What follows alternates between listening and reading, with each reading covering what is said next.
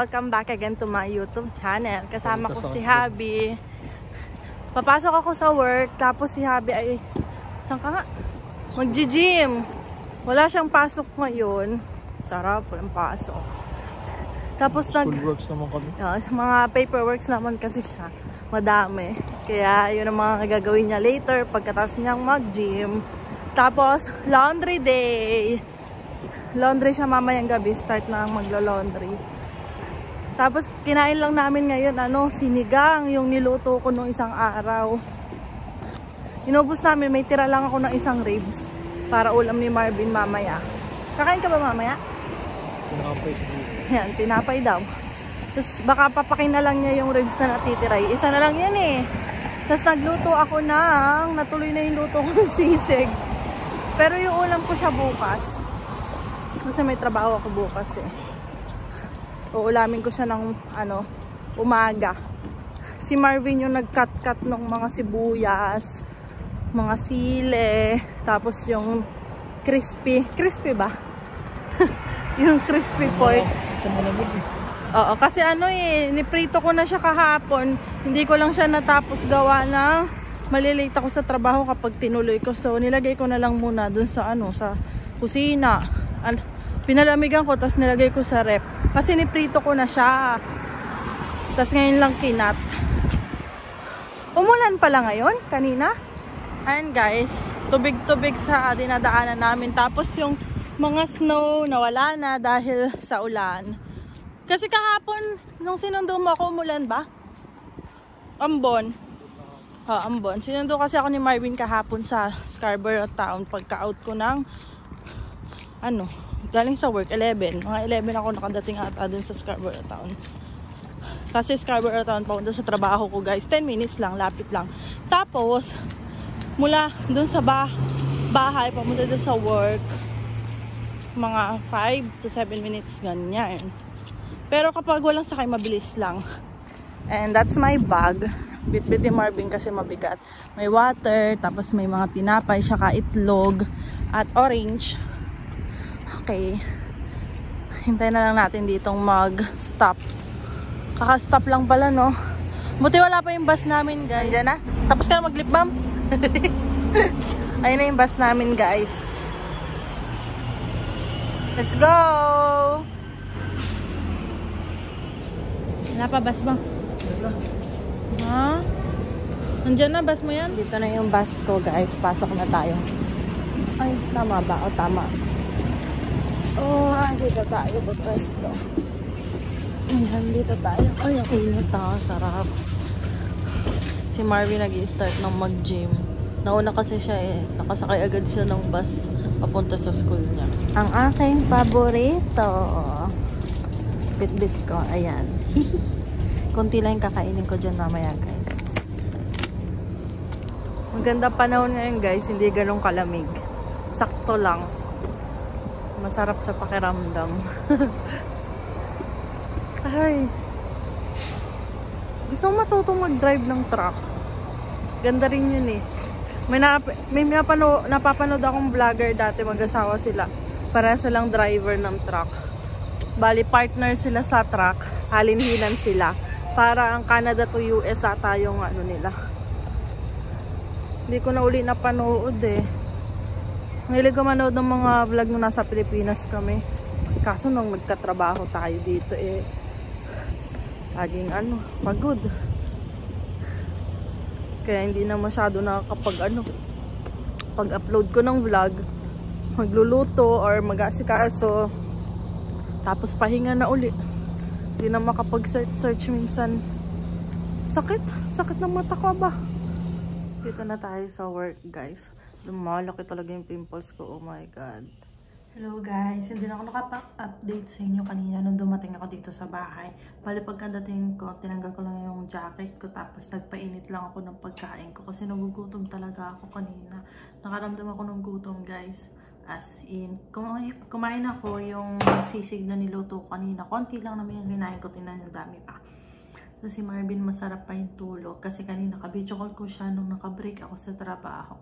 Bale, may work daw siya mamaya. Oo nga, mamaya kasi anong oras na gigising siya ng 3 a.m. kasi 4 p.m. daw yung pasok niya. Biglaan kasi yung tawag daw sa kanya kasi nga hindi makakapasok yung isang baker. Tapos ano siya, mag-Uber daw, papa-Uber daw siya ng Kampay, ng Tim Hortons. Kaya ayun, tapos sabi niya, sabi ko sa kanya, okay lang sa'yo, ganyan. Sabi niya, oo be, sayang din kasi pandagdag na. Ay siya naman, pwede na kasi siya mag full time ngayon until April, yung mga international student. Kaya sabi ko, sige, tas sabi ko, grab ka lang kung kaya ng oras mo, grab ka lang ng ibibigay sa'yo ng oras, sabi ko ganon. Tapos sabi ko, nga be, sayang din para may dagdag nga, kumbaga ba, syempre, para may dagdag sa ipon namin, di ba? Sabi ko, sige, basta. Tas sabi niya, meron na naman akong time kahit papaano be, para gawin yung mga paperworks ko sa school. Sabi niya ganon. So, kahit 3 days siya mag-work, 8 hours kasi yun, 8 hours kasi yung pasok niya sa Tim Hortons. So, meron siyang Friday na, ngayong araw, Friday, walang pasok. Tapos yun, Thursday, Sabado, Linggo, if ever mabigyan siya ng 3 days, edi grab niya na, diba guys? Kasi sabi niya, kaysa naman dito lang ako sa bahay, wala akong gagawin na, sabi niya. Kasi, yung mga paperworks niya, kapag kaya niyang tapusin ng isang araw, tinatapos niya lahat para wala na daw siyang isipin. Tapos, puno ang schedule niya ng Monday to Wednesday. Kaya nga, maagap yung pasok niya. Tapos, gabi na siya na kakauwi, mga 6:30 to 8:30 minsan yun. Ganyan mga oras ng kanyang pasok. Tapos, kaya nga, nag-laundry din si Marvin kanina. Tapos, nagpaalam na din siyang, sabi niya sa akin, huwag ko daw pangilaman yung phone niya. Kasi minsan pag umuwi ako, yung phone niya ang gamit ko pang nag-internet ako. Kasi nga lobat yung phone ko. Kasi hindi na daw siya makapag-charge. Siyempre bago pa yung cellphone niya, kaya ayaw niya yung parang matatagal lang naka-charge, yung mga ganun. Tapos hindi tatanggalin niya na hindi pa ganun ka, mga 50% pa lang tatanggalin niya. Ayaw niya nung baka daw masira yung battery. Alaga yun maalaga kasi yun sa gamit si Marvin, guys. Tapos, ayun, pagkadating ko, ang sarap ng tulog. Bagong ahit, di mo kala naman bata. Tulog na tulog siya. Pagkadating ko, nakakumot. Kasi, sabi niya kanina, hintayin daw niyo munang matapos yung laundry hanggang may dryer na daw niya para wala na daw akong hinaasikasuhin kasi may trabaho din ako mamaya. Pero hindi naman ganun kaagap. Si Marvin, maagap yung pasok niya talaga. Kaya hindi ko na inistorbo. Lumabas na muna ako para makakain nga ako. Baka kasi magising ko pa siya. Ay, kawawa naman, napakaagap pa. Tapos sinasabi niya sa akin, liligo ba ako? Ang lamig kasi. Kasi nga sobrang agap nga kasi. Sabi ko, ano mo na lang na medyo warm yung water mo. Kaso nga syempre pag lumabas, tapatay mo na yung tubig. Ang lamig na pag nagpupunas ka ng towel. Sabi niya, sige na nga, liligo na nga ako. Sabi niya, kanina, habang ka-video call ko din siya, ayun, todo gawa siya ng mga kailangan niya para sa school. Pinatay ko yung video call namin kasi busy nga siya. Tapos sabi niya sa akin, tumawag, ba't mo pinatay? Sabi ko, busy ka? Okay lang, kahit busy ako. Pwede naman tayo mag-usap habang may ginagawa ako sa laptop ko kasi nagtatype siya. May mga project kasi sila. Tapos sabi nga niya sa akin kanina, dapat magtatagal. Diba nag-gym siya? Magtatagal nga daw siya na sana siya sa gym. Parang 1 hour lang daw siya.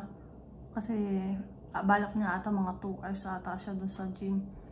Kasi medyo natagalan din yung balik niya uli sa gym. Gawa nga na super busy siya nung mga last few days nga sa school.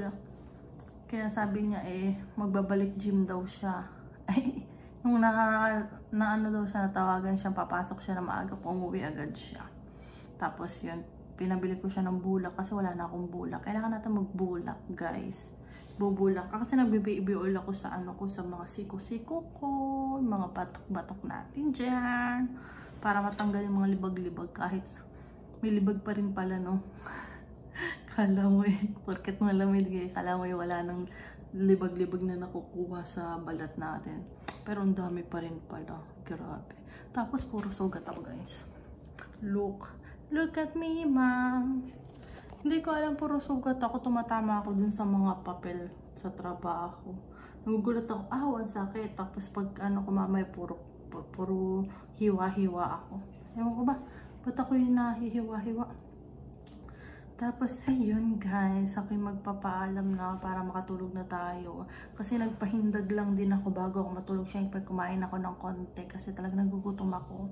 Gutom talaga ako kanina. Siguro dahil nga ano, pagod na din. Yan. Kasi ilang days kasi ako hindi kumakain ng gabi guys. As in, itlog lang talaga siya ka-orange. Ngayon na lang ulit kumain. Kasi nga masarap yung ulam. Charik. Iyan ko na ito, itatabi ko na ito. So, bye-bye guys!